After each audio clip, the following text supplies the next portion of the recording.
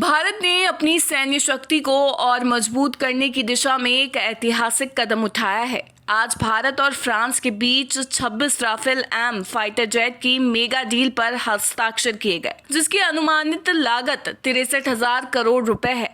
ये सौदा भारतीय नौसेना की समुद्री युद्ध क्षमताओं को नई ऊंचाइयों पर ले जाएगा और हिंद महासागर क्षेत्र में भारत की स्थिति को और सशक्त करेगा। ये डील दिल्ली स्थित नौसेना भवन में संपन्न हुई, जिसमें रक्षा मंत्रालय के वरिष्ठ अधिकारियों और फ्रांस के राजनयिकों ने हिस्सा लिया।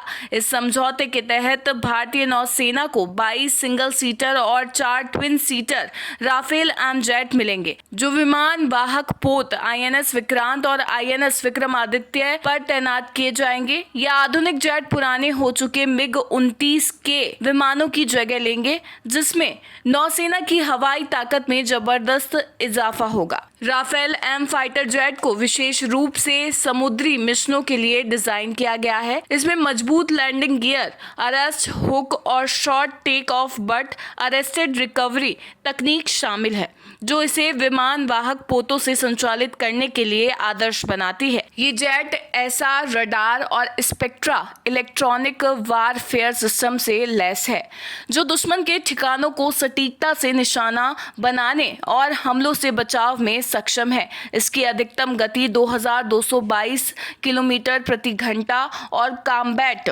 रेंज 1850 किलोमीटर से अधिक है। रक्षा विशेषज्ञों का कहना है कि ये डील भारत की सामरिक शक्ति को न केवल पाकिस्तान बल्कि हिंद महासागर में बढ़ते चीनी प्रभाव के खिलाफ भी मजबूत करेगी।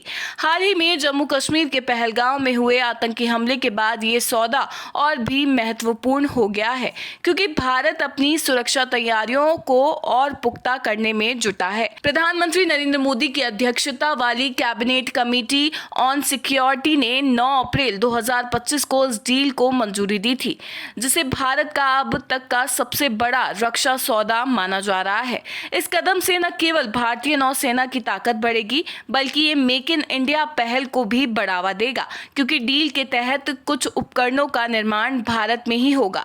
राफेल एम की तैनाती के साथ भारत अब आसमान और समंदर दोनों में दुश्मनों को करारा जवाब देने के लिए पूरी तरह से तैयार है। ये सौदा न केवल भारत की सैन्य ताकत का प्रतीक है, बल्कि भारत फ्रांस के बीच गहरे रणनीतिक संबंधों को भी दर्शाता है।